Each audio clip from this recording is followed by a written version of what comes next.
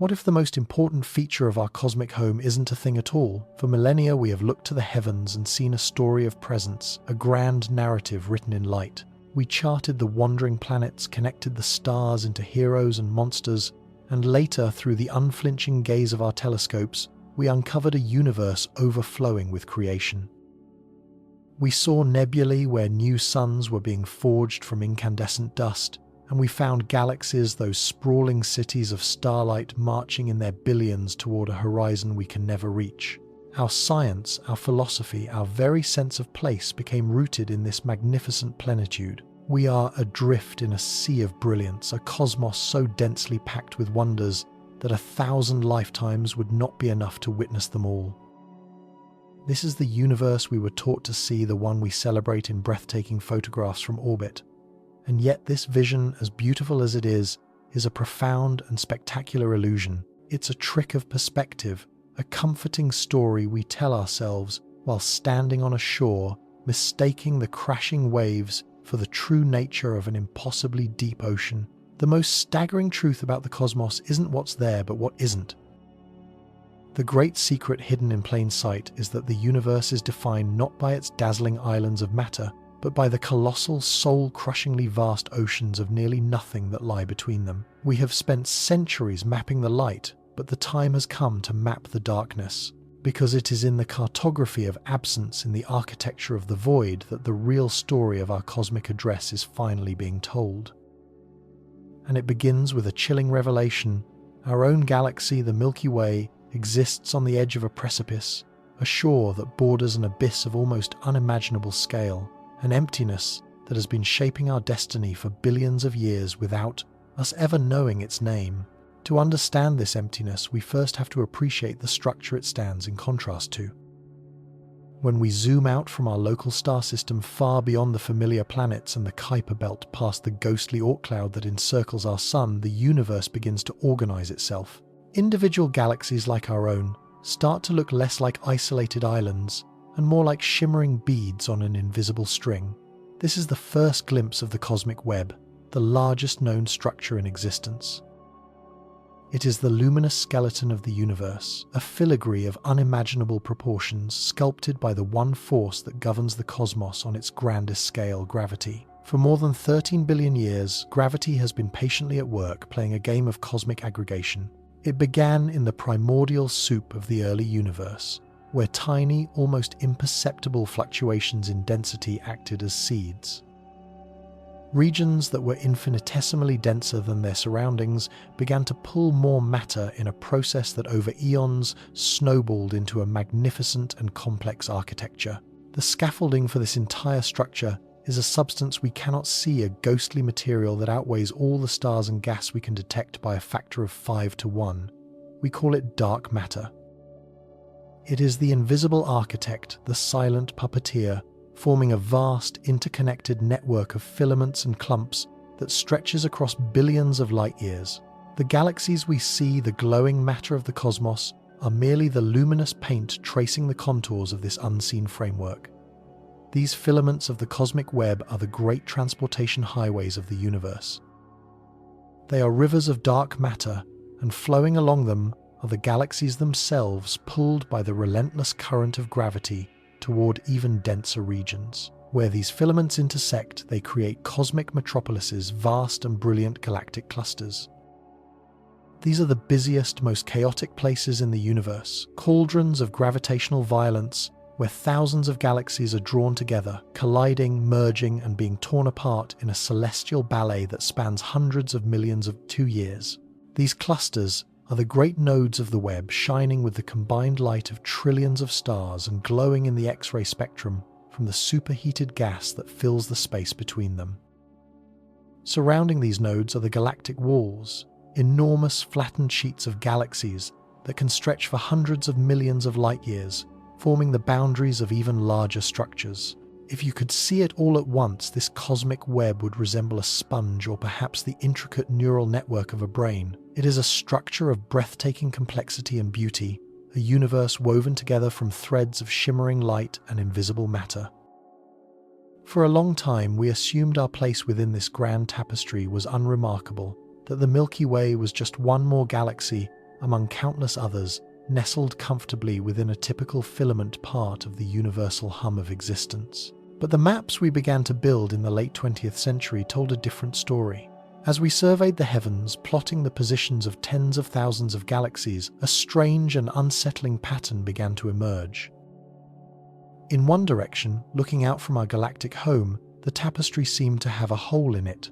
The brilliant threads of the cosmic web appeared to fray, the shimmering walls of galaxies fell away, and the universe in that specific patch of sky grew unnervingly quiet. This is the frontier of cosmic cartography, where astronomers become explorers of the great voids. These are not pockets of absolute nothingness. The vacuum of a void is no more perfect than the vacuum of deep space within our own galaxy. Instead, they are regions of profound underdensity, the cosmic deserts that were left behind as gravity herded matter into the filaments and clusters. Imagine the universe as a collection of soap bubbles. The luminous galaxies and clusters would trace the surfaces where the bubbles meet, forming a network of bright walls and junctions. The voids are the vast, dark interiors of the bubbles themselves. They are the echoes of creation's initial roar, preserved regions of space that have evolved in quiet isolation, shielded from the gravitational chaos that defines the rest of the cosmos. Their scale is almost beyond human comprehension. A typical void can be 100 million light-years across a volume so immense that thousands of galaxies like our Milky Way could fit inside and still be lost. But within these colossal spheres, there is almost nothing. You could travel for 50 million light-years in a straight line, and perhaps encounter only a handful of small, lonely, and unusually pristine galaxies, celestial castaways that have somehow managed to evolve in the profound quiet. The light from one end of a large void takes longer to cross it than the entire age of the dinosaurs on Earth. These are the true deserts of the universe, places where the cosmic web has been stretched so thin it has effectively vanished. The formation of these voids is a story of gravitational exodus. In the early universe, the regions that would become voids started out just slightly less dense than average. While their denser neighbours were pulling in matter, these regions were doing the opposite. The matter within them was being pulled away, evacuated by the gravitational lure of the burgeoning walls and filaments surrounding them. It was a cosmic sorting process on the grandest of scales. Matter flowed out of the voids and into the web, like water draining from a vast, shallow basin into a network of deepening rivers. This process left behind immense chasms of expanding space, dominated not by the gravitational pull of matter, but by the mysterious push of dark energy, the force that is accelerating the expansion of the universe itself. Inside a void, this cosmic acceleration is felt more keenly. The few galaxies that reside there are being pushed apart from each other even faster than galaxies in the cosmic web. They are islands in an ever-expanding ocean of emptiness. Studying them is like finding a pristine fossil, a glimpse into what the universe was like before the rough and tumble evolution of dense clusters transformed galaxies. They are quiet, gentle places where star formation proceeds slowly and galactic mergers are almost unheard of. But for all their apparent serenity, the voids are not passive structures. They are not merely empty spaces on the map. Their very existence, their sheer gravitational absence, exerts a subtle but powerful influence on the cosmos around them. An absence, it turns out, can have as much gravitational power as a presence. A mountain pulls you toward it, but a deep valley, by its lack of mass, effectively pushes you away. Voids act as cosmic-scale valleys in the fabric of space-time, repelling galaxies that lie near their edges. And this brings us back home to our own small corner of the cosmos. For decades, astronomers have been puzzled by the motion of our local group of galaxies, which includes the Milky Way and Andromeda. We are hurtling through space at a staggering 600 kilometers per second, a velocity that could take you from Los Angeles to New York in less than 7 seconds. Part of this motion is explained by the gravitational pull of nearby structures like the massive Virgo cluster and the even larger Shapley supercluster, a truly colossal congregation of galaxies that acts as a Great Attractor. We are being pulled toward this immense concentration of mass, but the numbers never quite added up. The pull from the attractors we could see wasn't strong enough to fully account for our tremendous speed. There was a missing piece of the puzzle, a force that was unaccounted for. The answer, it turned out, was not another pull but a push from behind. As we mapped the universe in ever greater detail, the shape of the void next door began to resolve itself. It was not just a simple void, but a supervoid, a vast composite of smaller voids that together form one of the most significant underdense regions in our observable vicinity. It sits squarely in the northern celestial hemisphere, looming directly above the plane of our Milky Way. We call it, with a chillingly simple name, the Northern Local Supervoid. This is the great emptiness that defines our cosmic neighborhood. It is a chasm of space-time, nearly 1 billion light-years in diameter, a region where the density of matter is far, far below the cosmic average. Our Milky Way galaxy lies on its southern shore, like a coastal city perched on the edge of a continent-sized desert. The Shapley supercluster and other attractors are pulling us forward, yes, but the Northern Local Supervoid is simultaneously pushing us from behind. Its profound lack of mass creates a gravitational differential, a cosmic slope down which our entire local group is sliding. This colossal unseen structure is the missing component of our motion, the ghost in the machine that has been dictating the course of our galactic journey for eons. Its discovery has fundamentally rewritten our understanding of our place in the universe. We are not simply residents of the cosmic web. We are refugees fleeing the edge of an immense emptiness. This raises a cascade of profound and tantalizing questions. How did this supervoid form with such proximity to a relatively dense region like our own? What secrets do the few isolated galaxies stranded within its depths hold about the evolution of the universe? Has its presence influenced the very formation and structure of the Milky Way itself, shaping the stream of satellite galaxies that orbit us? And as we continue our high-speed journey away from it, what does our future trajectory look like? We are beginning a journey not into the light, but into the deepest shadows of the cosmos. We are setting sail across the silent, dark ocean that begins at our own doorstep to explore the nature of the great celestial abyss, the emptiness above us, and to understand how the story of nothing is in fact the story of everything. What is a map? At its heart, it is a declaration, a statement of courage against the vast, unnerving unknown. For millennia, we have drawn lines on parchment and pixel to tame the wilderness, to give names to the nameless, and to shrink the terrifying scale of the world down to something we can hold in our hands. On the edges of these early maps, where knowledge failed and imagination took hold, cartographers would write a warning times, Hic sunt dracones *, here be dragons. It was an admission of ignorance, a boundary marker for the known world. We believed for a time that we had finally slain those dragons, charting every continent, sounding every ocean trench. We thought we had completed the map. We were wrong. We had merely been mapping a single room while the true incomprehensible mansion of the cosmos waited just outside the door, its scale and its secrets utterly beyond our conception. Our earliest celestial maps were beautiful, but they were profoundly mistaken. They were maps of a comfortable human-sized universe. The stars, those pinpricks of light in the velvet dark, were seen as fixed points on a crystalline sphere, a majestic but ultimately static ceiling above our world. They were scenery, not destinations. Even as our telescopes grew more powerful through the 17th and 18th centuries, revealing smudges and faint ghostly swirls of light nestled among the stars, our perspective remained stubbornly local. French astronomer Charles Messier, hunting for comets, catalogued over 100 of these fuzzy objects to avoid mistaking them for his true quarry. To him, they were annoyances, celestial smudges on the lens of his telescope. He meticulously recorded their positions, creating a catalogue of cosmic nuisances. What he was unwittingly doing was drawing the first crude sketches of a coastline he could not possibly comprehend, charting the shores of an ocean of existence whose existence he never suspected. His M31, the Andromeda Nebula, was just another faint patch, a curious but contained anomaly within the grand solitary kingdom of our own Milky Way. This was the prevailing view for centuries, that everything we could see was part of one colossal city of stars. Our galaxy was the universe. There was nothing else.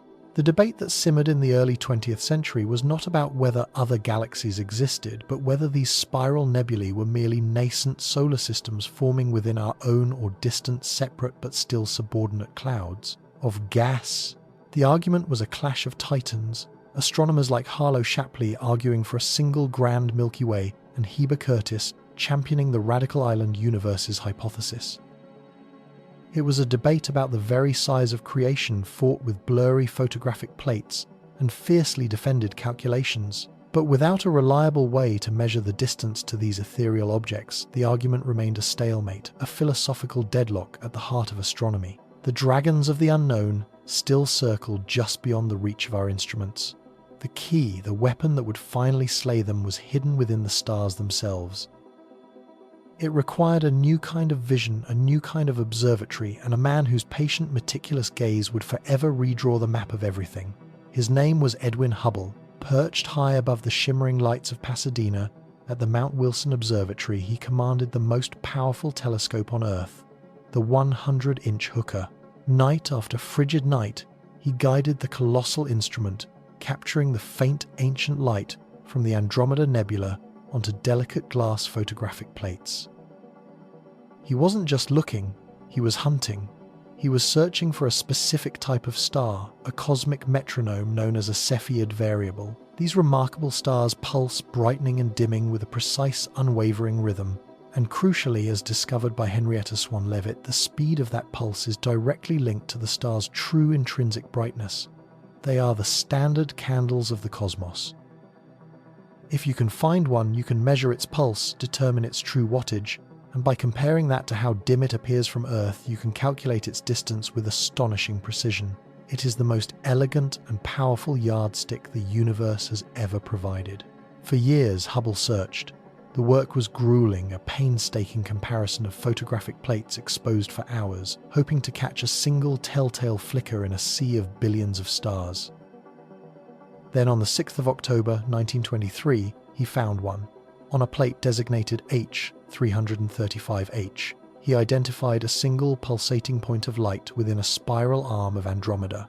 He crossed out his initial notation of N for nebula, and in a moment of world-altering revelation scrawled in bold letters VAR, he had found his variable star. He tracked its pulse, he did the calculations, and the number that emerged was not merely large, it was revolutionary. It was a figure so immense it shattered the very foundations of astronomy. The Cepheid, and by extension the Andromeda Nebula, was not a few thousand light-years away, nestled comfortably within the Milky Way's borders. It was nearly 1 million light-years distant, a staggering, almost blasphemous distance that placed it far, far outside our own galaxy. In that single moment, with one observation, the known universe did not just double or triple in size, it exploded. The M31 Nebula was not a cloud of gas. It was the Andromeda Galaxy, a majestic spiral metropolis of stars, a sister city to our own Milky Way, every bit as vast and complex. And if Andromeda was a galaxy, then all the other faint smudges Messier had catalogued were galaxies too. Tens, hundreds, thousands of them. The universe had been blown open. We were not the sole occupants of a cosmic kingdom. We were residents of one island in a limitless archipelago, a potentially infinite scattering of island universes across an ocean of space-time. Hubble had not just discovered another galaxy, he had discovered the rest of the universe. The map didn't just need to be redrawn, the very paper it was printed on had to be thrown away, replaced by something of an infinite, terrifying and exhilarating new dimension. This was the first great cartographic revolution, the moment our perception of home expanded from a single island to a boundless sea dotted with countless others. But this static map of islands, however vast, was still incomplete. A new mystery was already emerging, one that would reveal that this cosmic ocean was not still, but was in fact a raging, expanding torrent. Even before Hubble's paradigm-shifting discovery, an astronomer named Vesto Slipher at the Lowell Observatory in Arizona had been patiently studying the light from these spiral nebulae. He was performing spectroscopy, splitting their faint light into its constituent colors, a rainbow barcode that reveals a celestial object's chemical makeup temperature and, most importantly, its motion. He expected to find a random assortment of motions, some nebulae moving towards us, some away, some orbiting each other, a chaotic dance within our Milky Way. But what he found was deeply puzzling, a result so strange it bordered on the unbelievable.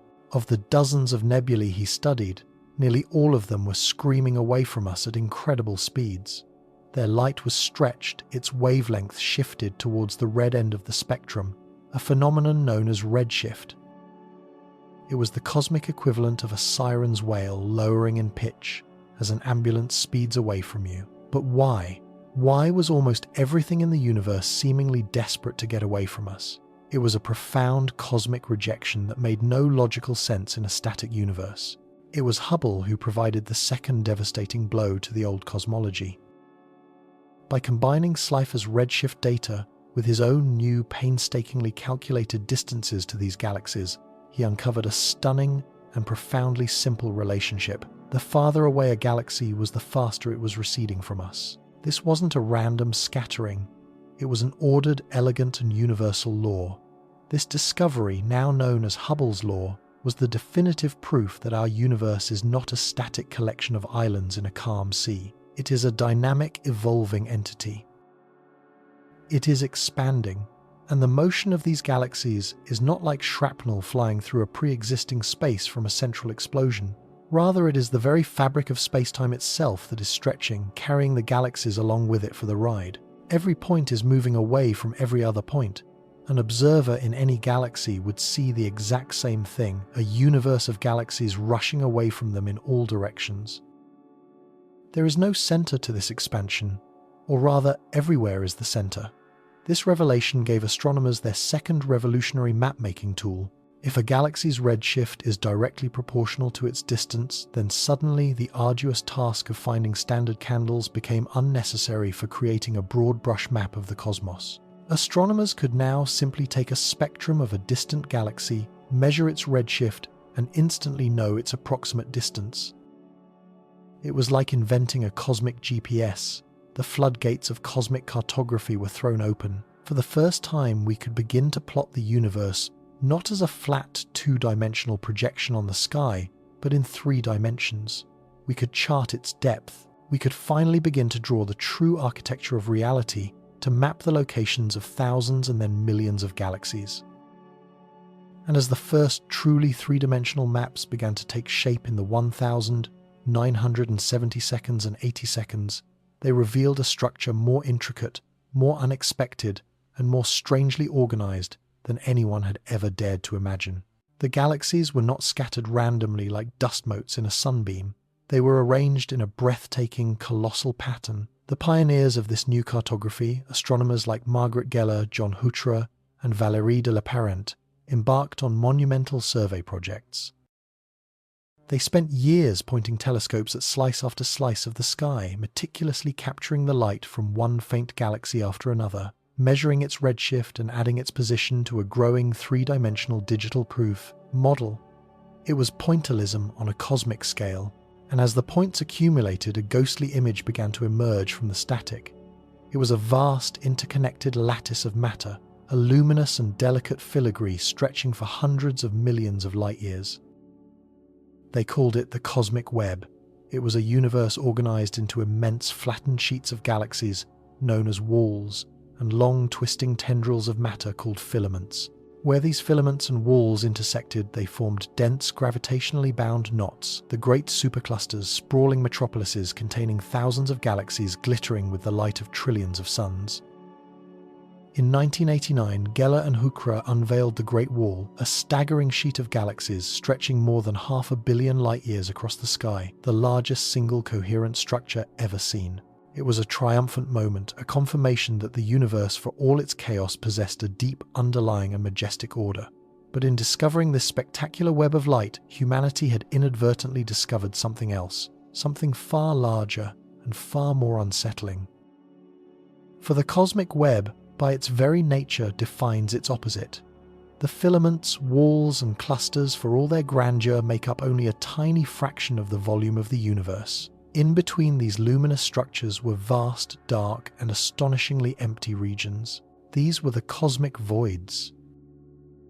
They are not merely empty patches of space. They are the fundamental building blocks of the cosmic structure, immense gravitational deserts, some stretching for hundreds of millions of light-years, almost entirely devoid of galaxies, stars, or even dark matter.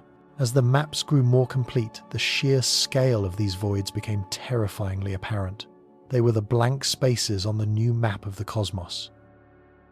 And on the edges of these spaces, where the knowledge of our surveys faded into the unobserved dark, the modern astronomer could once again feel the primal urge to write, "Here be dragons." For decades, this grand structure was something that happened out there. It was a feature of the distant universe, a grand but remote architecture that we observed from a safe and presumably typical vantage point.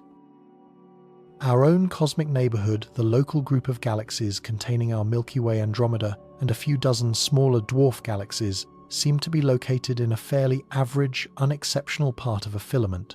But as our measurements became more precise, a subtle and persistent anomaly began to trouble the astronomers who studied our local cosmic flow. The Milky Way is not just moving away from distant galaxies as part of the overall Hubble expansion.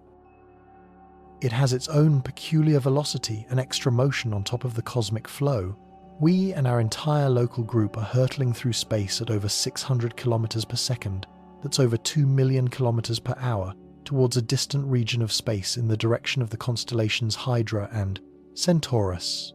For years, the cause was presumed to be the gravitational pull of nearby massive structures like the Virgo supercluster and a more distant concentration of mass dubbed the Great Attractor. But the numbers never quite added up. The gravitational pull of all the visible galaxies we could see in that direction wasn't quite strong enough to explain our tremendous velocity. It was a nagging discrepancy, a cosmic accounting error that hinted at something missing from our models. Some astronomers began to wonder if the problem was not just about what was pulling us, but also what might be times behind times us. Perhaps our motion wasn't just a pull from the front, but also a push from the back.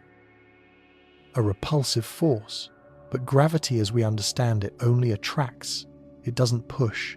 The only thing that could create the times illusion times of a repulsive force would be a profound and immense absence of matter, a region of space so empty that its lack of gravitational pull would create a differential, effectively pushing us away as we are pulled towards denser regions. A faint, unsettling idea began to take hold. Astronomers turned their telescopes around, looking in the direction opposite our motion, a region of the sky dominated by our own galactic plane obscured by dust and stars. They began to peer into the northern celestial hemisphere, into the darkness behind us. Was it possible that our strange, unexplained motion was the first clue? Could it be that our unexceptional address in the cosmos was in fact a lie? Were we the cartographers of the universe living on the very shore of one of those great dark, cosmic voids, and only just now beginning to realize the immensity of the emptiness that has been looming over us all along undefined? And so, with these initial tantalizing glimpses of a universe stitched together with filaments of light, humanity's celestial cartographers faced a new and far more profound challenge. It was a problem of inverted perception. For millennia, we had built our knowledge of the cosmos by searching for things to see, for stars, nebulae, and galaxies. Our telescopes were designed to gather light, our minds trained to find patterns in the brightness. But how do you map what isn't there? How do you chart the shoreline of a sea of nothingness? You cannot take a photograph of an absence. You cannot measure the temperature of a void. It is an object defined solely by what it lacks, a ghostly outline traced by the things that surround it.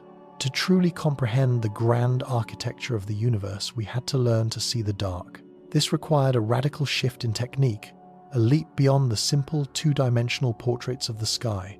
A photograph, no matter how deep, is fundamentally flat. It can show you where a galaxy is in the sky, but it offers no clue as to its distance. Two galaxies appearing side by side in an image might be genuine cosmic neighbors, or they could be separated by a billion light years, one sitting directly behind the other from our perspective. Without that crucial third dimension depth, the true structure of the universe remained a tangled illusion. The cosmic web was a tapestry crumpled into a single sheet.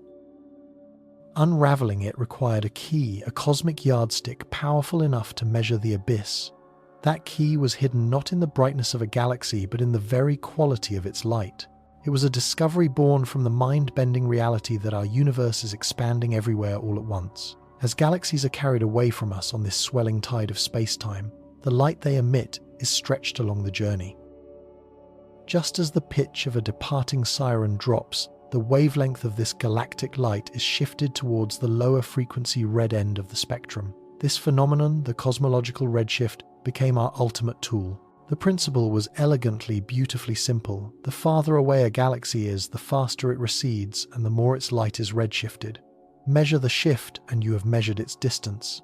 Suddenly we had depth perception. The flat photograph could be exploded into a three-dimensional map. Each galaxy was no longer just a pinprick on a celestial sphere. It was a precise coordinate, a point plotted in the vastness of space. Now the real work could begin. Now we could finally start to survey the emptiness. The first major attempts were heroic, almost Herculean labors undertaken in the latter decades of the 20th century.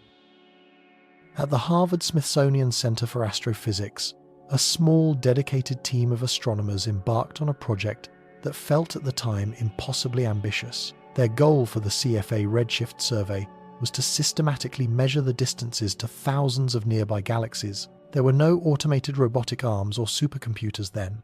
This was painstaking, methodical, human-driven science. Night after night, they would point the telescope at a chosen galaxy, a faint smudge of light barely visible on a photographic plate. The telescope's instruments would gather the galaxy's meager light, spreading it out into its constituent colors, a rainbow spectrum. Within that spectrum lay the telltale absorption lines, dark bands indicating elements within the galaxy's stars shifted inexorably toward the red. The process was excruciatingly slow. Each measurement could take hours of precious telescope time. Then came the analysis, calculating the precise degree of shift and converting it into a distance measured in millions of light years, one galaxy at a time. One data point plotted on a map that was for now mostly blank. Month after month, year after year, the map grew. Each new point was a victory, another piece of the puzzle. From their perch on Earth, the astronomers sliced the sky into sections like peeling an orange and began to fill in the picture. What emerged was staggering, defying all expectation. They saw galaxies were not scattered randomly like dust. Instead, they clumped together in enormous connected structures. They confirmed the existence of the Great Wall, a stupendous filament of galaxies stretching over 500 million light-years. But for every wall they found, for every cluster they mapped, something else began to take shape in the negative space. There were regions where their survey found almost nothing, vast, strangely spherical volumes, where galaxies seemed to be conspicuously, unnervingly absent. These were the first confirmed voids, cosmic deserts of a scale that strained the imagination. The team had proven it was possible. You could indeed chart the emptiness. But their survey, as monumental as it was still just a glimpse of our local neighborhood. It was like mapping a single county and trying to infer the geography of an entire continent. To see the true scale of the voids, to find out if one of them was lurking right on our doorstep, we needed to go bigger. We needed to survey not thousands of galaxies, but hundreds of thousands. We needed a fire hose of data.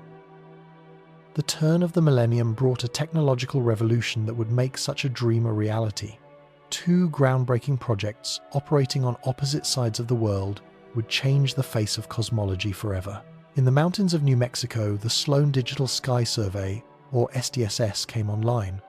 In Australia, the 2DF Galaxy Redshift Survey began its work. These were not just telescopes, they were galaxy mapping machines designed for industrial-scale cosmic cartography. The era of one-by-one measurement was over. At the heart of these new surveys was a marvel of engineering. Instead of a single instrument pointed at a single galaxy, the focal plane of the telescope was fitted with a massive metal plate drilled with hundreds of tiny holes. Each hole corresponded to the exact position of a galaxy or quasar in that particular patch of sky. Then, in a delicate robotic ballet, a team of technicians would painstakingly plug an optical fiber into each hole by hand, a process that could take an entire evening. Each fiber would act as a tiny dedicated pipeline, siphoning the light from its own specific galaxy and feeding it down to a bank of spectrographs below. In a single observation, they could now measure the redshifts of hundreds of objects simultaneously. Later iterations would automate this process, with tiny robots positioning the fibers in minutes. The efficiency skyrocketed. What had taken the pioneers at the CFA a decade to compile these new surveys could achieve in a single night. The universe was now being mapped at a furious pace. The data poured in, a torrent of numbers, a digital flood representing the positions of millions of galaxies. The resulting datasets were colossal, far too vast for any single human mind or even a large team to process visually. The challenge shifted from data acquisition to data interpretation. The new frontier was not at the eyepiece of a telescope, but in the silent, logical world of computer algorithms. Astronomers and computer scientists collaborated to write sophisticated code designed to do what no human could, to sift through this mountain of coordinates and identify the subtle statistical signature of emptiness. These were the first generation of void finders. They were ingenious pieces of software, each with a different philosophy for how to spot a ghost in the machine. Some algorithms worked like bubble finders in a cosmic foam. They would start at a point in a sparse region of the map and attempt to inflate a virtual sphere, expanding it until it bumped into the walls formed by galactic filaments. The largest sphere it could inflate without hitting anything marked the heart of a void. Other algorithms took a different approach, treating the galaxies like particles in a fluid and looking for the gravitational watersheds, the boundaries from which matter flows away, leaving behind an empty basin. They were digital prospectors panning for the absence of gold.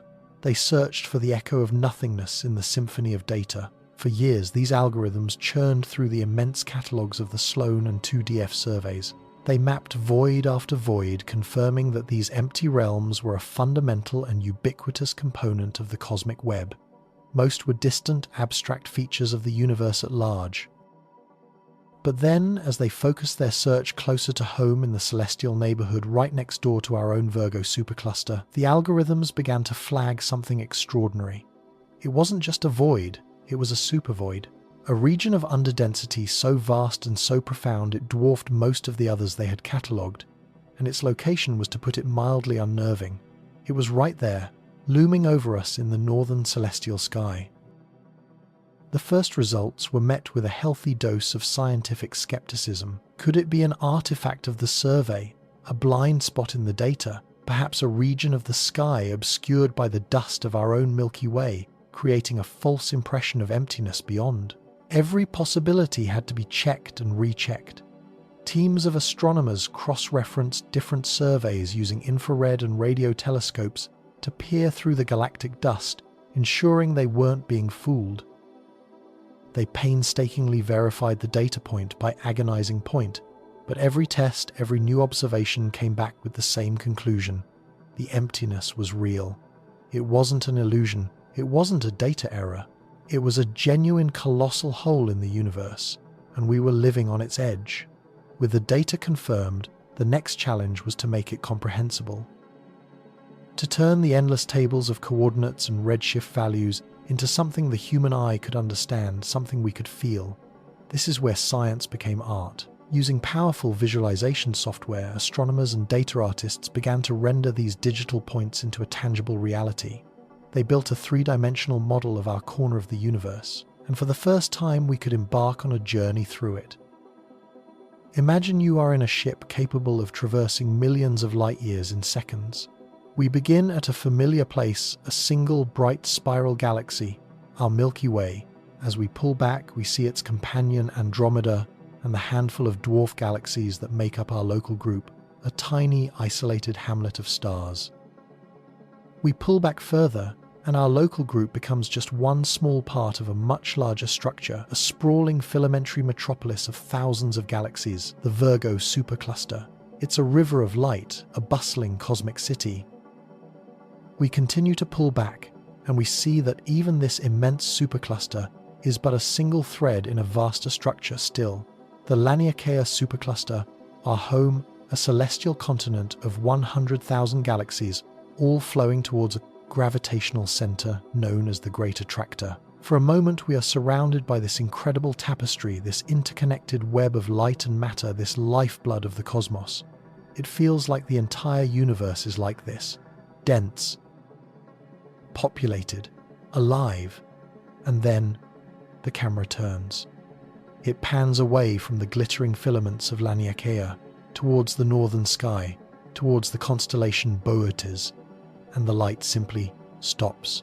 The bustling galactic metropolis gives way to an unnerving suburban sparseness, and then to an endless rural darkness. The river of galaxies dries up, the tapestry unravels, leaving nothing but bare black thread. We are now flying into it. The last few lonely galaxies streak past the viewport like the final flickering streetlights at the edge of a city before you plunge into the unlit wilderness of the desert. And then there is nothing. Nothing at all. We drift for 50 million light years. Silence. 100 million light years. An oppressive, profound emptiness.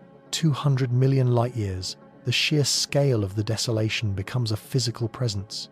You feel it. You feel the isolation. This isn't just empty space between stars. This is an abyss where entire galaxies are missing.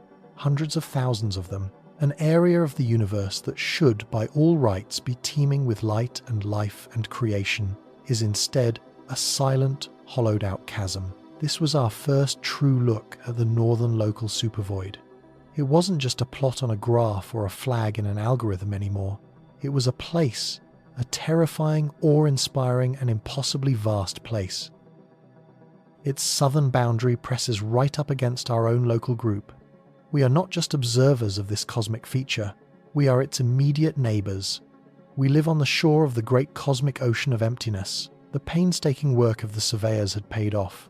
The ghost in the machine now had a shape, a size, and a name. The discovery was complete, but in another sense, it was just the beginning. Because confirming the existence of such a monstrous void so intimately close to our own home didn't close a chapter of cosmic inquiry. It ripped the book wide open, unleashing a storm of new and far more troubling questions. Questions that would strike at the very heart of what we thought we knew about gravity, the expansion of the universe, and our own peculiar motion through space. For so long, the pieces had refused to fit.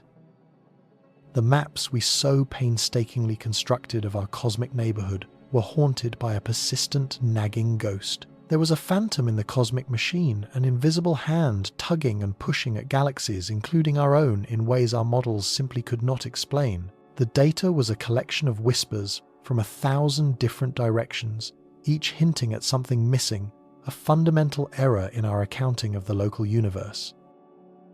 We had tallied the gravity of every visible galaxy, every shimmering cluster we could find, and still the numbers came up short. The motion was wrong. The cosmic flow, the majestic river of galaxies in which we swim, was being diverted by a force with no apparent source. It was a maddening, humbling puzzle, a final frontier of cosmic cartography that left astronomers staring at their screens, wrestling with a contradiction that struck at the heart of our understanding. Was there some new physics at play? Some dark, unseen concentration of mass we had failed to detect? The theories were as numerous as the stars, yet none could fully reconcile the strange, anomalous drift of the Milky Way through space. But science is a relentless engine of inquiry. It thrives not on certainty, but on the careful, methodical dismantling of mystery. And the solution, when it finally began to emerge, was not found in adding something new to our cosmic ledger, but in acknowledging what was taken away. The breakthrough did not arrive in a single blinding flash of insight. It was a slow dawning realization, a convergence of evidence from instruments that saw the universe in profoundly different ways. One team, using vast radio telescopes, charted the subtle motions of countless distant galaxies, creating a dynamic map of gravitational currents. Another, probing the cosmos in the invisible light of infrared, pierced through the dusty veil of our own galaxy to catalogue structures that had long remained hidden from view. A third group meticulously analysed the faint residual glow of the Big Bang, the cosmic microwave background, searching for temperature variations that could betray the presence of immense structures or the utter lack of them. Separately, these datasets were powerful but incomplete, like individual musical instruments playing their own solitary tunes. The genius, the moment of epiphany, came when these melodies were woven together. When the redshift surveys that measure galactic recession were overlaid with the velocity maps that trace their peculiar off-stream motions, when the catalogues of visible matter were compared against the cold spots in the universe's baby picture, suddenly the discordant notes resolved into a symphony of profound and unsettling clarity. The ghost in the machine was not a presence but an absence. The invisible hand was not pulling but pushing. The great anomaly that had plagued our models for decades was revealed to be a shadow, a vast underlit chasm in the cosmic web, a region so startlingly deficient in matter that its lack of gravity was warping the space around it. The whispers from the data had not been pointing to a hidden treasure but to a colossal void. Here at last was the definitive confirmation. The mathematical models snapped into focus. The anomalous drift of our local group, that perplexing sideways motion against the overall expansion of the universe, finally had a cause. We were not being pulled toward an unseen mass as the Great Attractor theory had long suggested.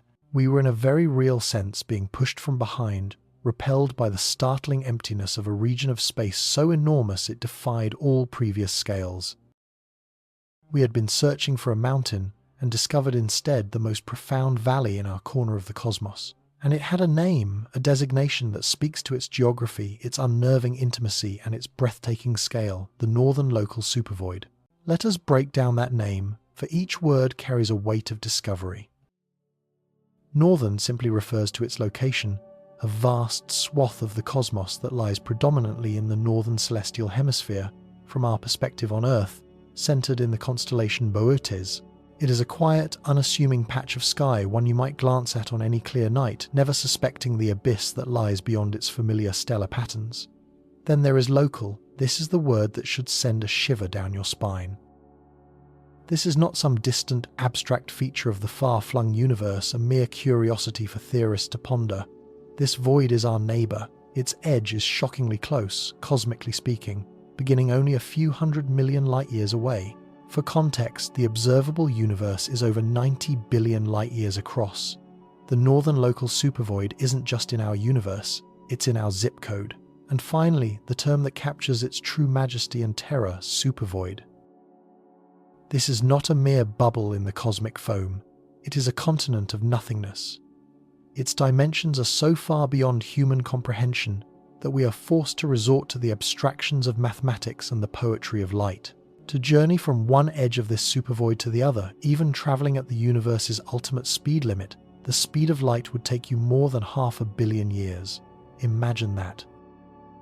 The dinosaurs rose, ruled the Earth for an epoch, and vanished into history all in a fraction of the time it would take a single photon to traverse this emptiness. Our own species, Homo sapiens, has existed for a mere sliver of that cosmic crossing time. If you could somehow stand at one end and gaze across the galaxies on the far side, would be so distant that the light reaching your eyes would have begun its journey when complex life on Earth was just beginning to crawl from the oceans. Within its staggering volume, a space that could comfortably contain thousands of galaxies like our own Milky Way, there is almost nothing. The density of matter inside plummets to less than 1/10 of the cosmic average. It is a cosmic desert, a region where the generative seeds of the Big Bang for some reason failed to sprout. The gossamer filaments of the cosmic web, those brilliant rivers of galaxies and dark matter, simply part around it, leaving behind a profound and desolate stillness. The silence here is not just the absence of sound, but the absence of substance. This characterization was the result of a heroic, multi-generational effort of observation. Astronomers used the universe itself as a gravitational lens, measuring how the light from background galaxies was subtly warped by the void's lack of mass, a phenomenon known as the integrated Sachs-Wolf effect. This confirmed its profile not as a perfect sphere, but as an irregular, sprawling emptiness, its borders diffuse and uncertain, like the coastline of a fog-shrouded continent. It is not perfectly empty, of course. A few lonely, forlorn galaxies do wander its desolate expanses, cosmic castaways that are moving far slower than their counterparts in the denser universe, their evolution stunted by the lack of gravitational interaction and fresh gas. They are the galactic equivalent of extremophiles, surviving in an environment hostile to the very processes that build the grand spiral and elliptical cities of stars we see elsewhere. For these isolated star systems, the night sky would be a terrifyingly dark canvas, with the nearest major galactic neighbour so far away as to be an almost imperceptible smudge. They are islands in a sea of non-existence, their placid isolation a stark contrast to our own Milky Way, which is currently engaged in a gravitational dance of death, with its neighbor Andromeda. And this brings us to the most profound revelation of all, the one that truly redefines our place in the universe. It is not just the void's existence, but its precise location relative to us. The new definitive maps of the local universe show our home, the small cluster of galaxies we call the local group, in a position that is both breathtaking and deeply unsettling. We are not nestled safely in the middle of a cosmic filament surrounded on all sides by the comforting presence of other galaxies. Instead, the local group is perched precariously on the very edge of this immense abyss. We live on a cosmic coastline. Behind us, stretching out into the universe, lies the Laniakea supercluster, a sprawling, luminous continent of 100,000 galaxies, our greater cosmic home. But in front of us, in the direction of the northern sky, the bottom drops out. The river of galaxies at our back flows toward the Great Attractor, but it does so only because it is simultaneously flowing away from the great emptiness of the void. We are living on the slope of a gravitational hill, on the shore of a cosmic ocean of nothingness. This discovery is a fundamental rewrite of our cosmic address. For centuries, we have systematically dismantled the idea that we occupy a special place in the universe. Copernicus displaced the Earth from the center of the solar system. Shapley moved our sun from the center of the Milky Way. Hubble revealed that our galaxy was just one of billions. This is the Copernican principle, the idea that we are in a typical non-privileged position. Yet the Northern Local Supervoid challenges this comfortable mediocrity. It turns out we are in a very special place indeed. Our location is analogous to living in a small coastal village at the edge of the Sahara Desert. To us, looking out at the ocean, the dense supercluster, the world seems vibrant and full of life.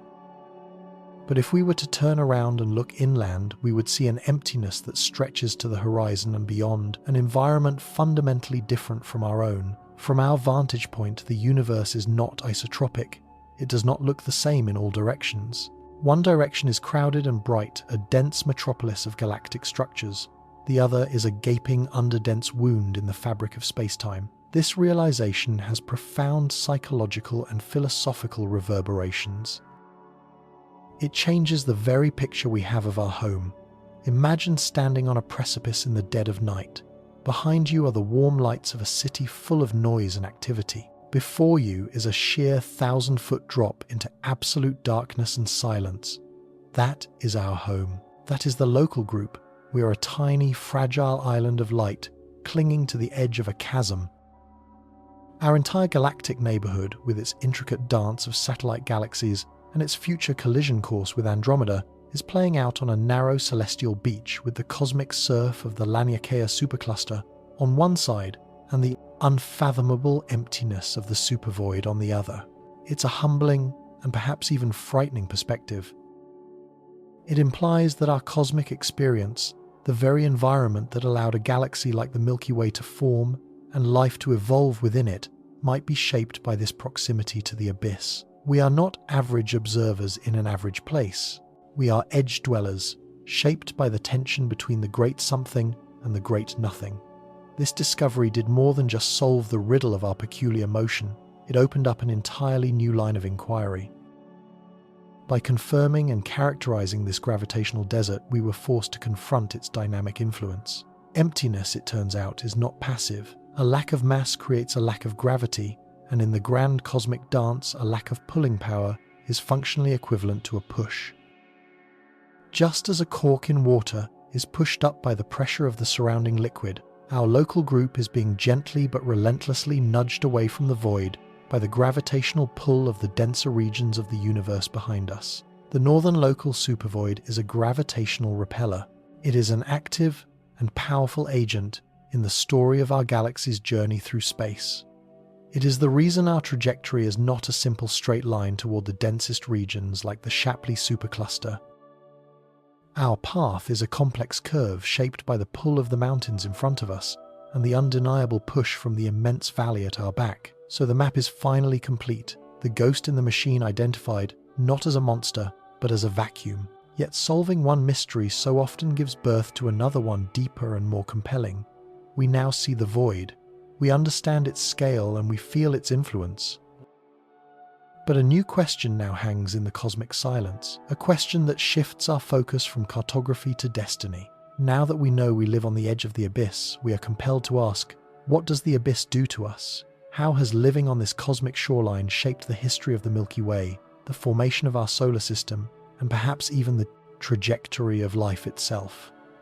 The void is no longer just a feature on a map. It is a force of nature, an engine of cosmic change, whose subtle, persistent influence we are only just beginning to comprehend. The great emptiness above us is not just a place, it's a verb, and it is actively shaping our past, our present, and our ultimate future in the cosmos. And so, the map is drawn. The great emptiness has a name, a shape, and a staggering scale that defies our terrestrial intuition. But a map does not just tell you where you are, it tells you where you are going. For generations, we charted our cosmic motion as a journey times towards times, things pulled by the gravity of Virgo, tugged by the immense Norma cluster, and drawn inexorably toward a mysterious concentration of mass we dubbed the Great Attractor. We saw ourselves as adrift in a cosmic river carried along by the gravitational currents of giants.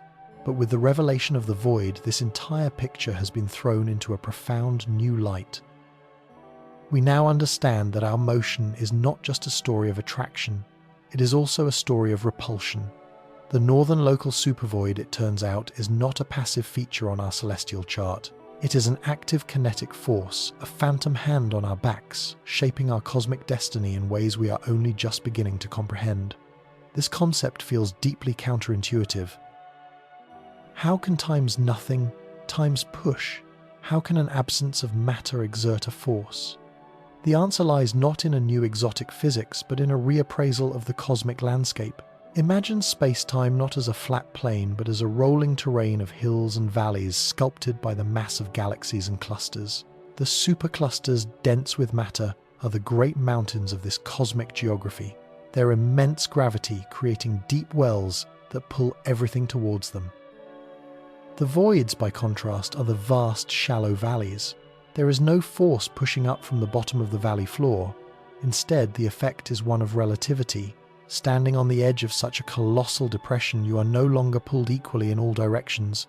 The gravitational pull from the dense regions behind you, the cosmic mountains, is now unopposed by a corresponding pull from the emptiness in front of you. It's not so much a push from the void, as it is an unmitigated, relentless pull from everything else in the universe.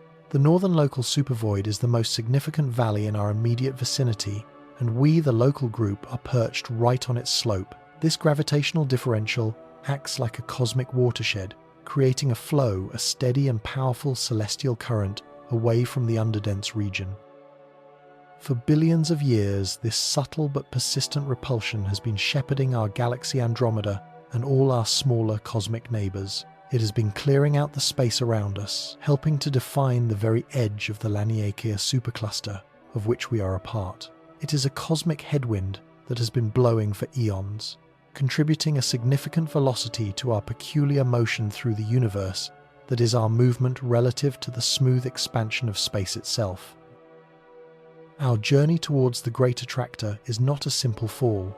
It is a complex dance, choreographed by both the pull of the mountains ahead and the effective push of the valley at our back. We are not merely falling, we are being channeled. This realization has forced astronomers to recalibrate our entire understanding of local cosmic dynamics. The velocities of nearby galaxies, once attributed solely to the gravitational allure of massive structures, now had to be reanalyzed. Suddenly, a new term had to be entered into the equation, the void. This invisible influence accounted for discrepancies that had puzzled scientists for decades. It explained why some galaxies were moving faster than they should, and why the local flow of matter seemed more organized, more directed than models had predicted. It was the missing piece of the puzzle, a force defined not by its presence, but by its profound and influential absence. We live in a universe shaped as much by what isn't there as by what is. The great filaments of the cosmic web, those brilliant highways of galaxies, derive their very definition from the abyssal darkness that surrounds them. The void gives the universe its structure, its texture, its very form. and we are living witnesses to its power perpetually sliding down the gentle cosmic scale gradient away from its heart. Living on this precipice has profound implications. From our vantage point, the universe looks different. When we gaze in one direction towards the teeming heart of the Virgo supercluster, the sky is rich with galaxies, a glittering metropolis of ancient light. But when we turn our telescopes the other way towards the constellations of Boötus and Hercules, we are staring into the facade of the void. The view becomes sparse, the galactic count dropping off precipitously. It is a stark and humbling reminder of our place on the edge of an immense cosmic desert.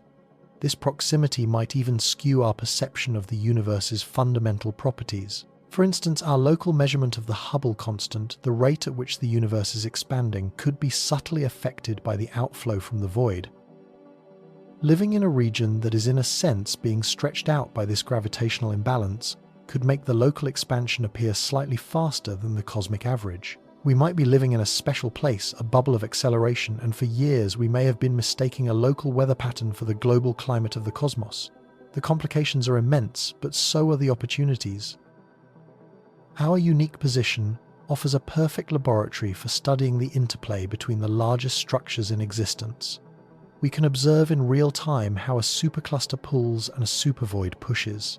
We can measure the velocities of galaxies being peeled away from the void's edge and funneled into the gravitational catchment area of nearby clusters. We are watching the cosmic web assemble itself, witnessing the slow, majestic process of structure formation that has been unfolding for 13 billion years. Our home is not a quiet, average suburb in the cosmic city. It is a dynamic shoreline where the tides of gravity, driven by the continents of matter and the oceans of nothingness, are in a constant, dramatic and creative flux. The void is not just a neighbour, it is a co-author of our cosmic story, its emptiness, a silent partner in the grand gravitational dance that dictates our past, our present, and our ultimate future. But what of the void itself? For all its defining emptiness, it is not a perfect vacuum. It is merely underdense, and within its unfathomable volume, against all odds, there are inhabitants. There are galaxies. To find them is to undertake one of the most challenging observational hunts in modern astronomy. It is like searching for a handful of scattered, dimly lit cottages across a continent devoid of cities. These are the void galaxies, the loneliest and most isolated systems in the entire universe. They are the cosmic castaways, adrift in an ocean of profound nothingness, separated from their nearest neighbours by hundreds of millions of light-years of barren space. Their very existence was once a theoretical paradox. According to our primary models of galaxy formation structure, grows hierarchically. Small halos of dark matter merge to form bigger ones, pulling in gas that then ignites with stars. This process is driven by density. It needs proximity. It happens most efficiently in the crowded filaments and bustling intersections of the cosmic web. The void, by its very nature, is an environment hostile to this kind of cosmic community building. So how did they get there? Some may be cosmic flotsam, ejected from denser regions by violent gravitational interactions billions of years ago, flung out into the emptiness like a stone from a sling. Others, however, appear to be true natives of the void, born and raised in this desolate landscape. These are the systems that truly challenge our understanding. For them to have formed at all the initial seeds of density in their small patch of the primordial universe must have been just barely strong enough to collapse and form a galaxy while being too weak to attract anything else. They are galactic soloists, performing a slow, quiet evolution far from the chaotic orchestra of a cluster. Studying them is like opening a time capsule. In the bustling environment of a galaxy cluster, galaxies are constantly colliding, merging, and being stripped of their gas by their neighbours. Their evolutionary paths are messy, violent, and complex, overwritten by countless interactions. They are cosmic cities, rebuilt and remodeled over and over again. Void galaxies, in stark contrast, are pristine. They are cosmic villages that have never seen a tourist. They have experienced few, if any, major mergers since their initial formation. They are celestial fossils, preserving a record of what a galaxy becomes when it is left almost entirely alone.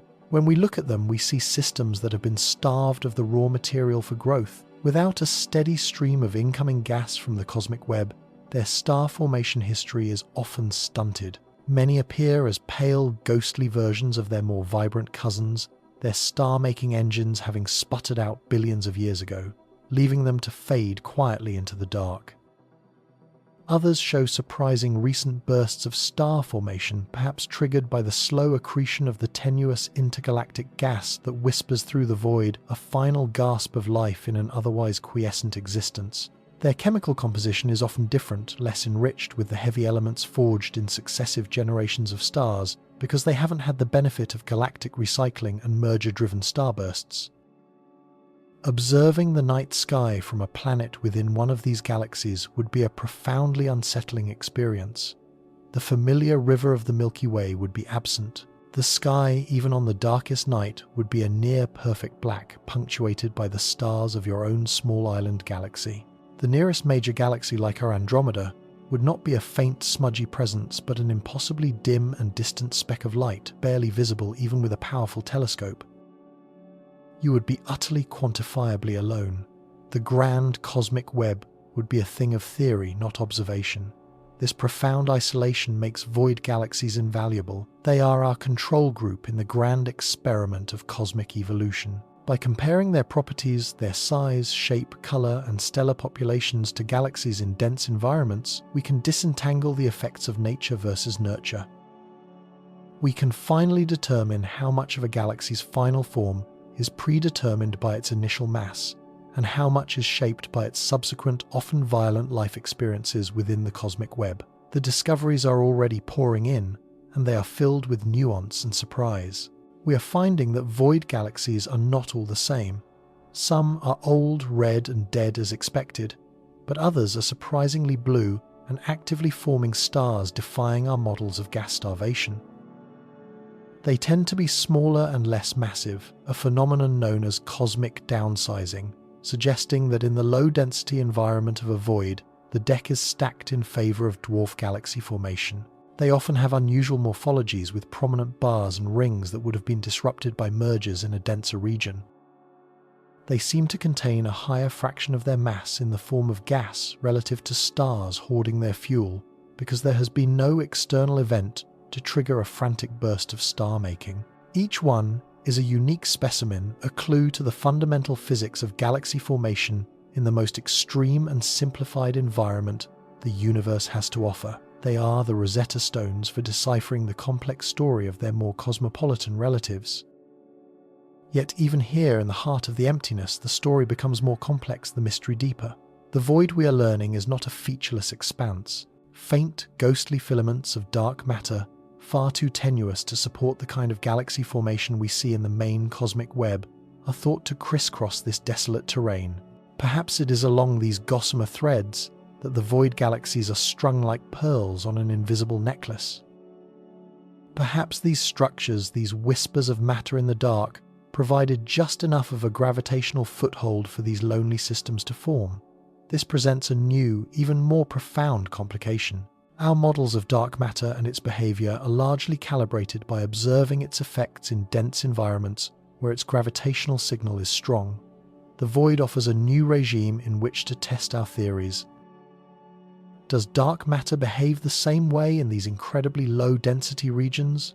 Do these faint filaments match our predictions, or will these celestial ghosts force us to rewrite our understanding of the universe's invisible scaffolding?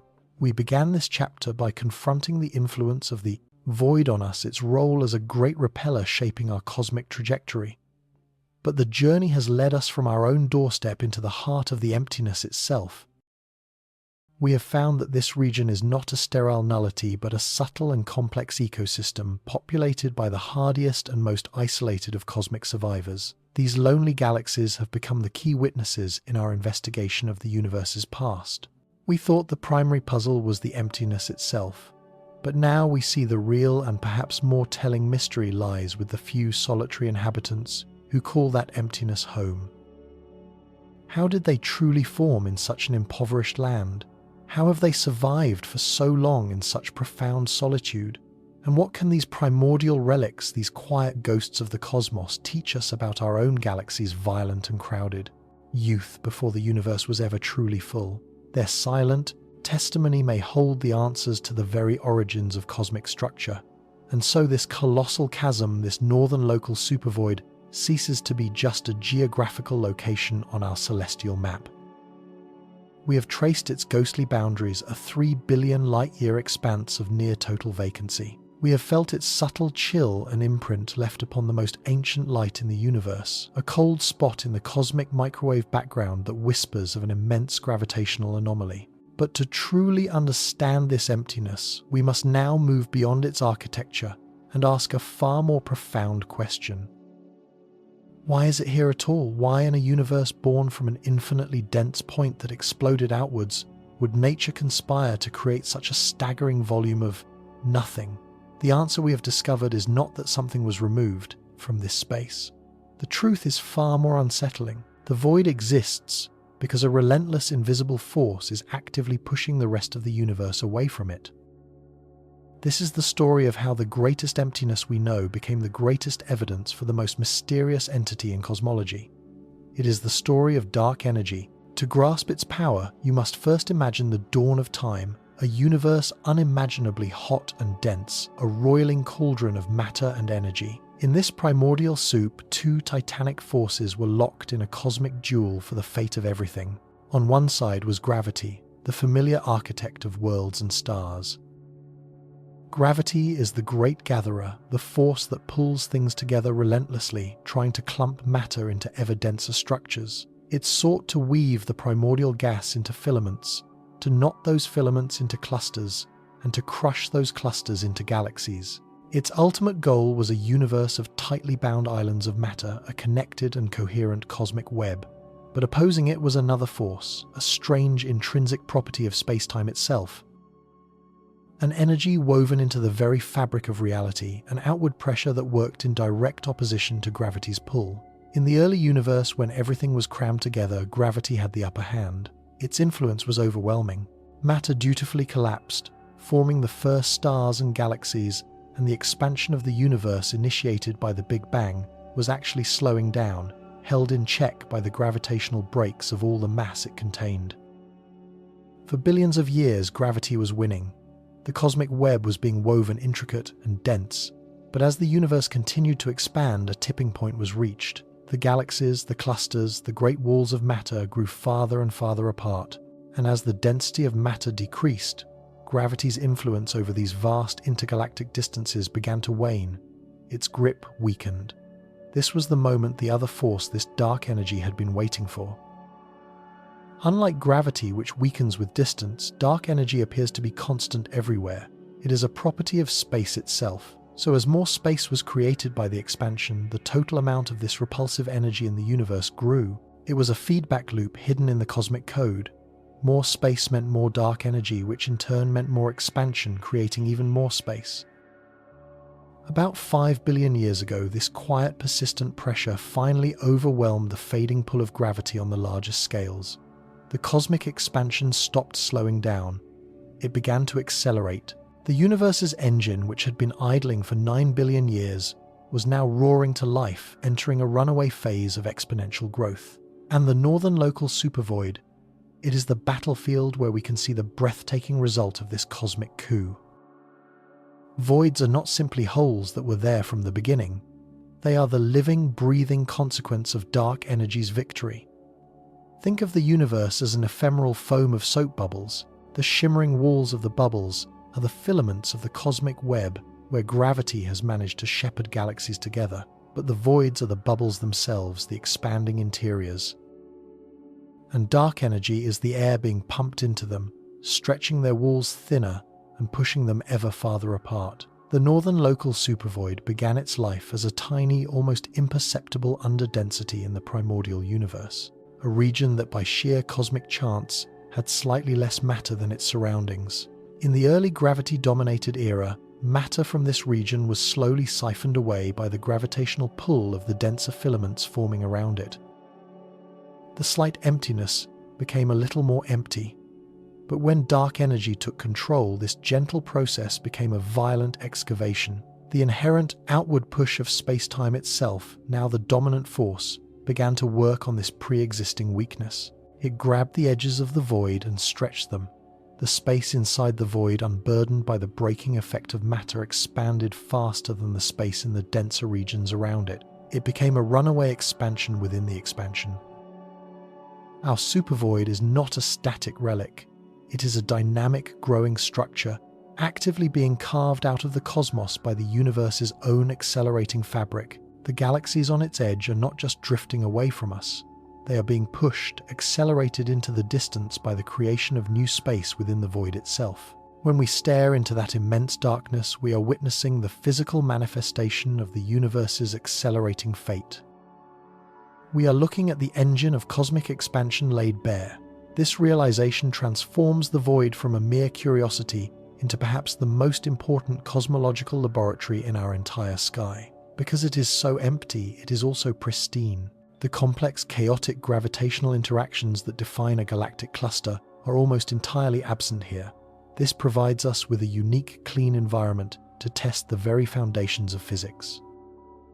For decades, we have relied on Einstein's theory of general relativity to describe gravity, and it has passed every test with flying colors. But all of those tests have been conducted here in our solar system, our galaxy, or in dense clusters, regions packed with matter. What if gravity behaves differently in the profound emptiness of a void? Some alternative theories propose that gravity might be modified on cosmic scales, producing an effect that mimics an accelerating expansion without the need for dark energy. The Northern Local Supervoid is the ultimate testing ground for such radical ideas.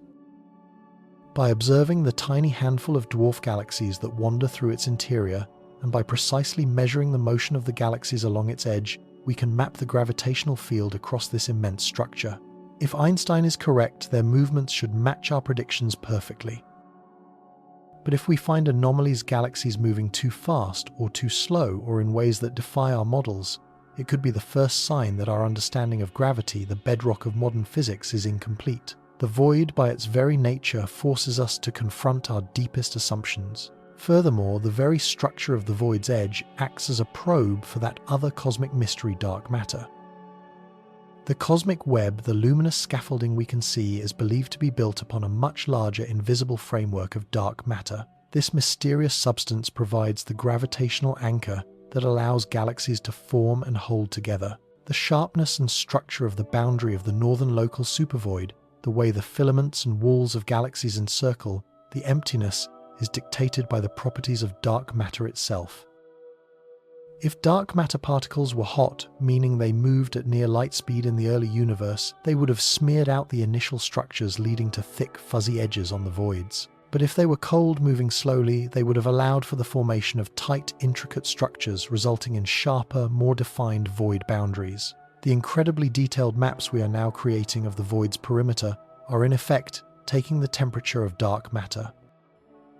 The emptiness is helping us understand the nature of the invisible substance that constitutes over 80% of the universe's mass. But the most crucial role the supervoid plays is as a direct, powerful tool for interrogating dark energy itself. The very existence of such a large, empty region provides a stringent test for our cosmological models.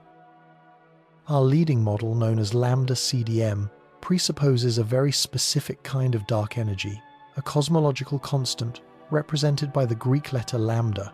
This is the idea first proposed and then discarded by Einstein, that dark energy is a constant, unchanging energy density, a fundamental property of the vacuum of space. In this model, the amount of dark energy per cubic centimeter of space is always the same yesterday, today, and forever. This model predicts that voids of a certain size should be common, but that voids as colossal as our supervoid should be exceedingly rare, perhaps a 1 in a billion statistical fluke. The fact that we find ourselves living right next to one is suspicious. It could be that we are just fantastically lucky living in the shadow of a cosmic outlier, or it could be a hint that our model is wrong. Perhaps dark energy is not a constant. Perhaps it is something more dynamic, a field that changes over time, an entity some theorists have named quintessence. If quintessence is real, then the strength of dark energy might have been different in the past, or it could change in the future. Such a theory would alter the predicted number and size of supervoids, potentially making behemoths like the one above us far more common. The Northern Local Supervoid simply by being, poses a direct challenge to our standard model of the cosmos, forcing us to ask, is the engine driving the universe a steady, predictable hum, or is it a fluctuating power source we do not yet comprehend? Remarkably, we can look for the answer within the void itself. Light, as it travels across the universe, is affected by gravity. When a photon of light from a distant galaxy enters a massive supercluster, it gains energy as it falls into the cluster's gravitational well, becoming slightly bluer. As it climbs back out, it loses that same amount of energy, shifting back to its original frequency. The net effect is zero, but something different happens when light crosses a supervoid that is actively growing due to dark energy. Imagine a photon from the early universe entering the Northern Local Supervoid. It falls into the void's shallow gravitational depression, gaining a tiny bit of energy. But during the billions of years the photon spends traversing the void, dark energy has stretched that region of space. The void has become larger and even less dense, its gravitational well shallower. So when the photon climbs back out, it doesn't have to work as hard. It loses less energy than it gained on the way in. The result is a net gain of energy. The light emerges from the void slightly hotter, slightly bluer than when it entered.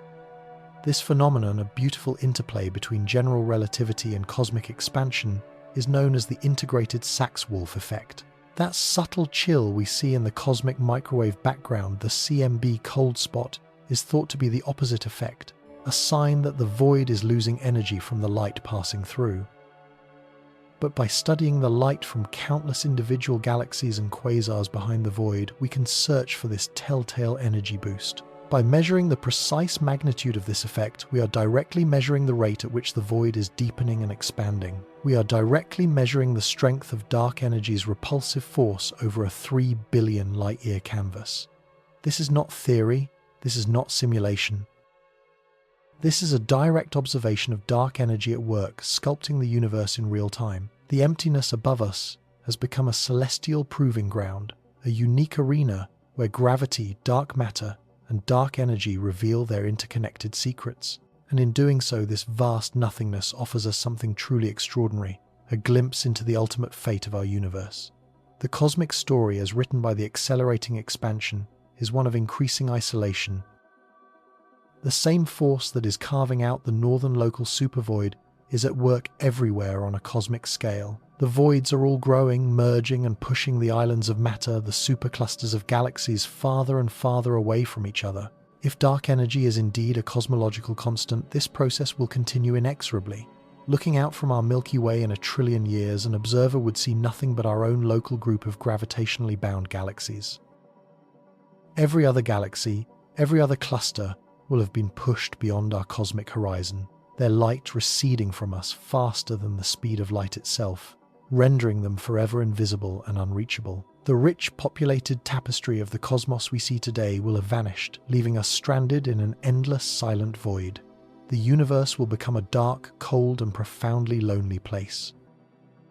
This is the Big Freeze, a future where the relentless expansion powered by dark energy erases all structures, cools all stars, and ultimately ends the cosmos, not with a bang, but with a slow, fading whisper. The Northern Local Supervoid is a preview of that final state. It is the future of the universe emerging right next door. When we gaze in its direction past the familiar stars of our own galaxy, we are looking into a premonition. We are seeing the end of cosmic history written in the language of emptiness.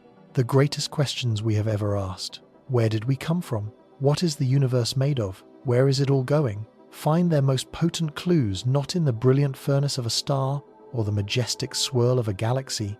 They are found here in the profound and terrifying beauty of the abyss. An abyss that challenges our models, tests our theories, and reveals the invisible engine that dictates the fate of everything. And as we stand on this precipice on the shore of the greatest ocean of nothingness we have ever known, we are forced to confront the final humbling truth. Our existence is a fleeting exception, a temporary flicker of complexity on the edge of an encroaching eternal emptiness.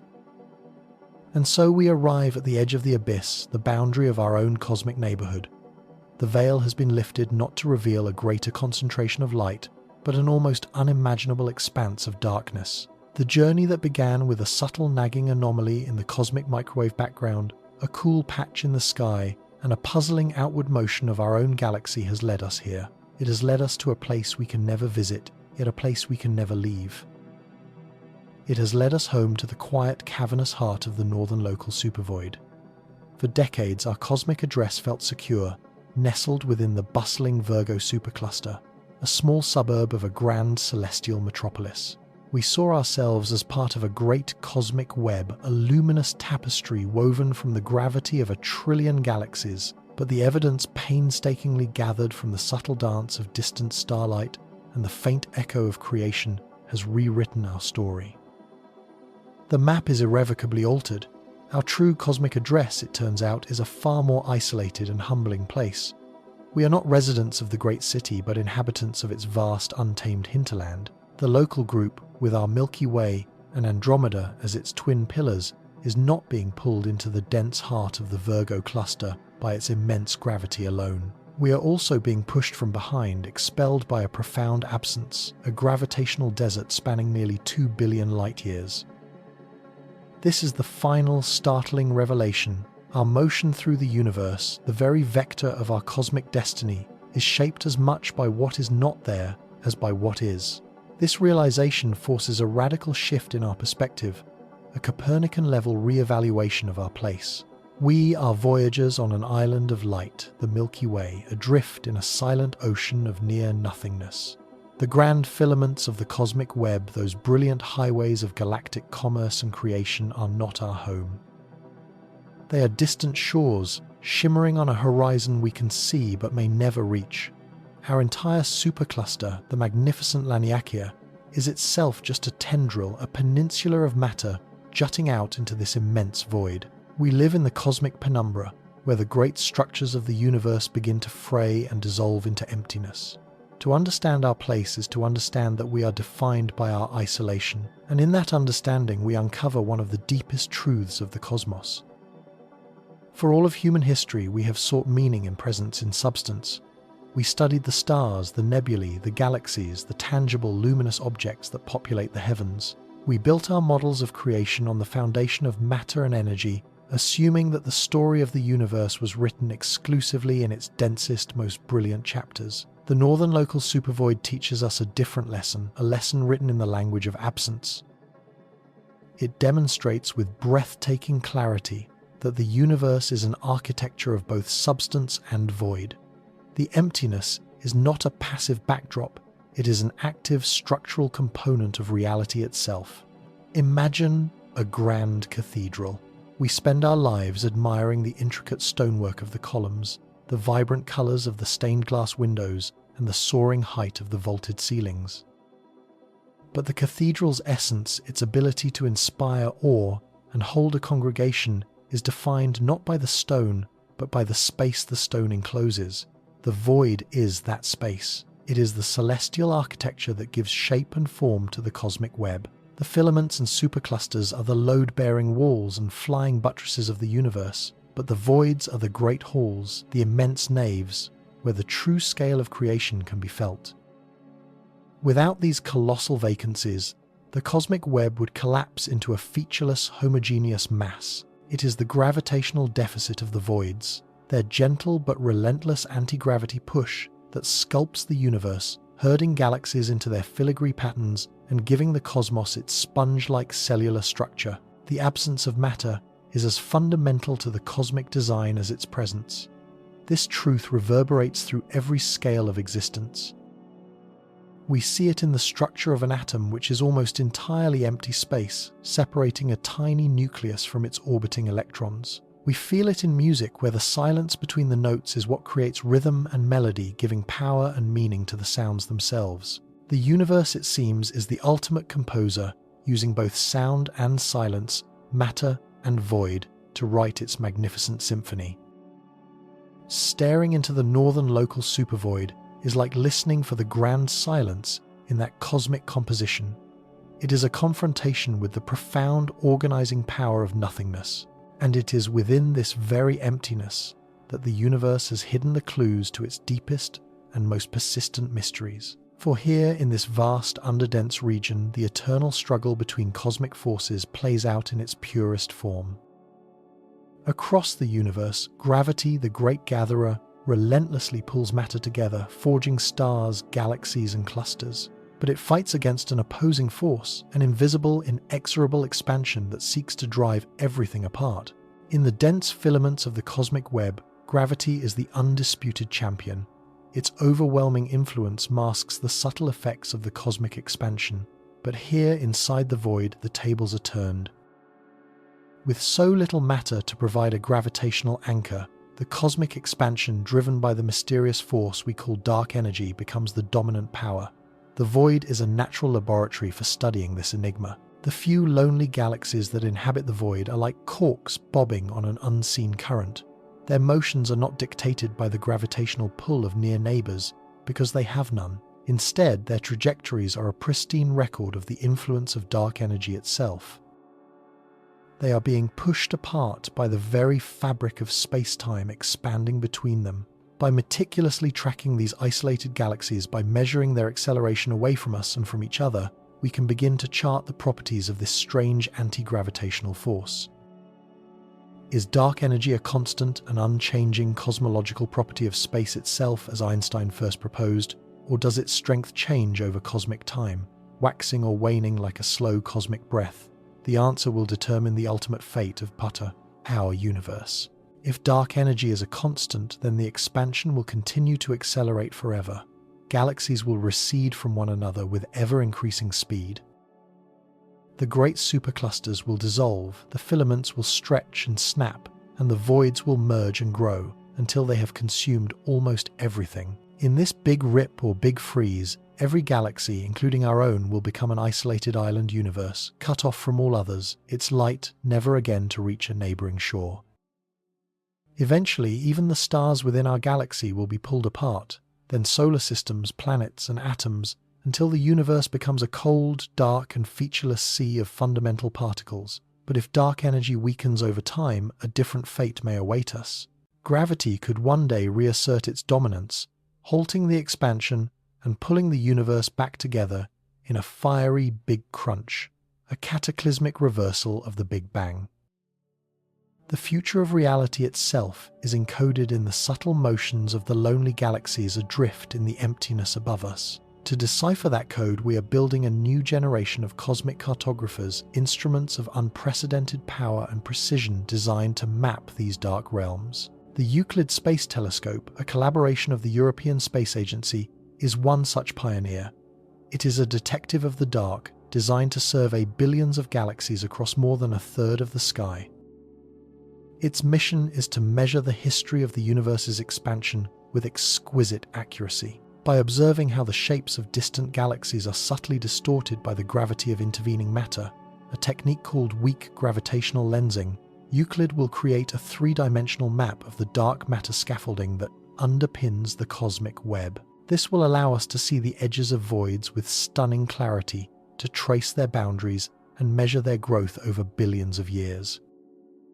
By seeing how the voids have expanded throughout cosmic history, we are directly measuring the historical strength of dark energy. Following in its wake will be NASA's Nancy Grace Roman Space Telescope, a celestial surveyor with a field of view 100 times larger than that of the Hubble Space Telescope. Roman will conduct a new kind of cosmic census using exploding stars type Ia supernovae as standard candles to measure cosmic distances.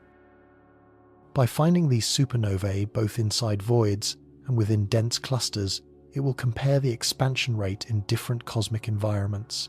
This will provide an independent, powerful test of our theories of dark energy. Roman will also pioneer new techniques for finding the universe's most elusive galaxies, the faint dwarf galaxies that are thought to be the most common type of galaxy in the cosmos.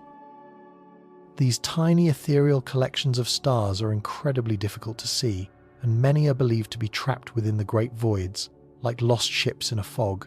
Finding them would be a monumental achievement. These ghost galaxies are the ultimate survivors. They have evolved in near total isolation, far from the violent mergers, galactic collisions, and gas-stripping events that shape galaxies in the crowded clusters. They are pristine relics of the early universe cosmic fossils, that have been protected from the turmoil of the cosmic web by the serene emptiness of the void. Studying their chemical composition, their star formation histories, and their dark matter content could reveal fundamental truths about how the very first galaxies formed just after the Big Bang. They are time capsules, and the void is their sanctuary. Probing the emptiness is therefore not just about understanding the grand scale of the cosmos, but also about reaching back to its very dawn, to the moment the first stars ignited and the universe began to build the structures we see today. Moreover, these future observations will address another profound puzzle raised by the existence of the Northern Local Supervoid, its connection to the CMB cold spot. Is our void truly large enough and empty enough to account for that anomalous chill in the cosmic dawn, a relic of a gravitational redshift from a supervoid in the line of sight? Or are the two phenomena unrelated, a cosmic coincidence of staggering proportions? Perhaps the cold spot signals something even more exotic, a collision with another bubble universe or evidence of physics beyond our standard model. Only by creating a complete, multi-layered map, combining the cosmic microwave background data with the precise three-dimensional locations of galaxies from missions like Euclid and Roman, can we definitively answer this question. We will superimpose the map of the present-day universe onto the map of its infancy and see if the emptiness of today aligns with the coldness of the past. This is the grand endeavor of 21st century cosmology, to map the unseen. We are moving beyond the age of simply cataloging the light and entering an era of charting the darkness and the emptiness. We are learning to read the subtle gravitational signatures of dark matter and to sense the faint accelerating push of dark energy. We are building the tools to see not just the islands, but the entire ocean. And this quest transforms our relationship with the cosmos. The emptiness is no longer a source of existential dread, the cold, indifferent vacuum of space. It is a canvas of creation, a dynamic and evolving landscape that holds the keys to our origins and our destiny. It is a place of profound scientific beauty, a testament to the elegant and often counterintuitive laws that govern our reality. So, the next time you look up at the night sky, at the familiar constellations and the shimmering river of the Milky Way, remember the invisible context of that view. Remember that you are looking out from the inside of a great emptiness. You are seeing the distant lights of the cosmic shore from a quiet, isolated bay. Our galaxy is not falling through a crowded cosmos, but floating through a vast and serene void, gently nudged on its journey by the absence of things. This knowledge does not diminish us. It does not make us insignificant. Instead, it gives our existence a new and extraordinary context. It tells us that here, on this small rocky world, in this particular spiral arm of this particular galaxy, something truly remarkable has occurred. In one of the quietest, most underpopulated regions of the entire known universe, a pocket of matter became organized. It cooled it, condensed it, sparked with chemistry, and it gave rise to life. And that life, against all odds, evolved a consciousness capable of looking back out into the grand emptiness and beginning to understand its structure, its history, and its laws. We are the universe's way of knowing itself, a localized instance of awareness born from the very substance the void so conspicuously lacks. Our journey, and the journey of science itself, is a testament to the power of curiosity. We began with a simple question: why are we moving that way? And the answer has reshaped our view of everything. It has led us across billions of light years, back to the dawn of time and to the frontiers of physics. It has revealed a cosmos more intricate, more subtle, and more magnificent than we could have ever imagined, a universe built not just of brilliant fire, but of profound and elegant silence. The great emptiness above us is not a void of meaning. It is a source of it, a quiet invitation to continue exploring, to keep asking questions, and to always wonder what lies beyond the next horizon in the heart of the beautiful, dark, and empty spaces.